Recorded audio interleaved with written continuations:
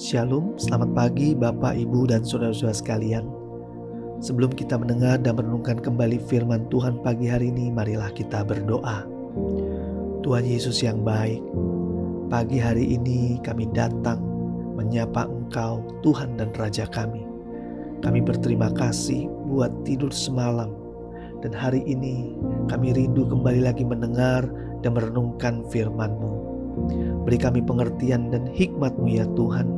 Di dalam nama Yesus kami berdoa. Haleluya. Amin. Tema renungan kita hari ini adalah pikiran jahat. Diambil dari Matius 9 ayat 1-8. Beginilah firman Tuhan. Sesudah itu, naiklah Yesus ke dalam perahu lalu menyeberang. Kemudian sampailah ia ke kotanya sendiri. Maka dibawanya seorang yang lumpuh yang terbaring di tempat tidurnya. Ketika Yesus melihat iman mereka, berkatalah ia kepada orang lumpuh itu, "Percayalah, hai anakku, dosamu sudah diampuni." Maka berkatalah beberapa orang ahli Taurat dalam hatinya, ia menghujat Allah. Tetapi Yesus mengetahui pikiran mereka lalu berkata, "Mengapa kamu memikirkan hal-hal yang jahat di dalam hatimu? Manakah lebih mudah mengatakan, dosamu sudah diampuni, atau mengatakan, bangunlah dan berjalanlah? Tetapi supaya kamu tahu bahwa di dunia ini Anak Manusia berkuasa mengampuni dosa." Lalu berkatalah ia kepada orang lumpuh itu, "Bangunlah, angkatlah tempat tidurmu dan pulanglah ke rumahmu."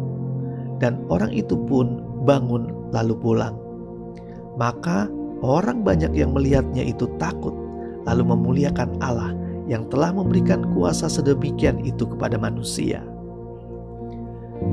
Saudara yang dikasihi Tuhan, kita sering punya pikiran jahat, apalagi jika orang yang sedang berbicara di depan kita pernah punya kesalahan terhadap kita. Pikiran jahat sepertinya otomatis muncul saat wajah orang tersebut muncul. Hal ini membuat kita tidak bisa berpikir secara realistis. Apakah kita sadar jika pikiran itu adalah luapan hati kita loh? Kalau kita punya pikiran jahat, jangan-jangan kita juga punya hati yang jahat. Siapa tahu orang yang datang kepada kita mau memberikan berkat kepada kita. Bisa saja terjadi bahwa orang yang mengecewakan kita datang memberikan sesuatu kepada kita. Malah justru kita berpikir, kok tumben ya, pasti ada maunya nih.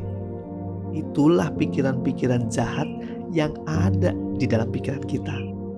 Inilah yang harus kita perangi, agar pikiran jahat itu tidak berkembang dan meracuni hati kita. Saudara yang dikasihi Tuhan, firman Tuhan hari ini bercerita tentang Yesus ingin menyembuhkan orang lumpuh dengan mengatakan, "Percayalah, hai anakku, dosamu sudah diampuni." Tetapi di situ ada ahli-ahli Taurat. Bagaimana respon mereka mendengar hal itu? Mari kita baca kembali di ayat 3 dan 4. Firman Tuhan berkata demikian, "Maka berkatalah beberapa orang ahli Taurat dalam hatinya, ia menghujat Allah." Tetapi Yesus mengetahui pikiran mereka, lalu berkata, "Mengapa kamu memikirkan hal-hal yang jahat di dalam hatimu?" Dari firman Tuhan yang barusan kita dengar, ternyata ahli Taurat baru berbicara dalam hatinya saja loh. Belum berbicara dengan kata-kata. Tetapi Yesus sudah tahu, karena dialah Allah yang mengetahui hati kita semua. Walaupun kita berbicara dalam hati, Tuhan pasti tahu karena kita adalah ciptaannya dan Tuhan adalah Allah yang Maha Tahu. Bahkan Yesus merespon dengan tetap bicara dengan baik kepada para ahli Taurat yang punya pikiran jahat tersebut. Sikap Yesus ini patut dijadikan contoh buat kita semua. Biasanya jika kita tahu orang yang kita ajak bicara punya pikiran jahat kepada kita, biasanya kita tidak mau berbicara, atau kita tinggal pergi saja, atau kita usir dia.